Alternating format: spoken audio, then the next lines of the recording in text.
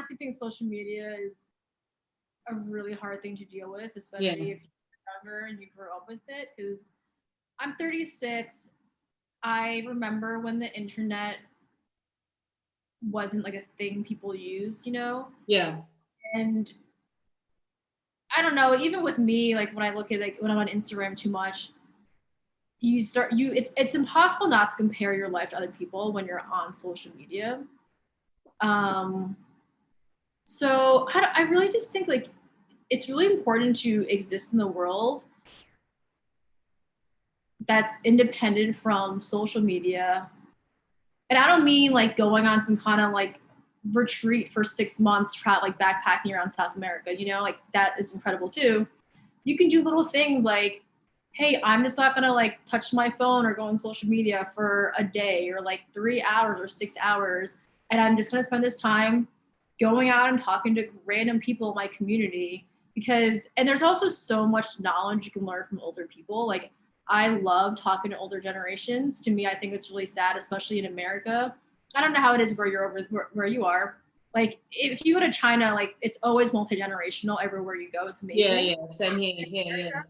There's such a separation between the older generation. I think it's really sad because they have so much knowledge and they've lived entire life and they know how to do it, you know? So I think talking to older generations, talking to all different kinds of cultures, I think social media is shitty because it really makes you confined in like your own personal brand, you know, like you're fed your own political beliefs all the time. You're fed, you know, your own, the kind of clothing you would like. It's what you're constantly fed. Like, I just think it's important to really listen to maybe the other political party and just listen and not pass judgment and just always being open to the world and open to like new experiences, whether it means going to a random class for something or like, you know, every Sunday I drive an hour to take kendo classes which is Japanese sword fighting. Part of it I do because I like the idea of being around these like old Japanese men who have like such a rich, they really practice these Japanese rituals, which I'm not Japanese, and it's just a really interesting different perspective. And I think that really keeps you true to who you are and like constantly not trying to fit into the mold of everyone else. One thing to add to the last thing is I have had the privilege of traveling to so many places around the world alone.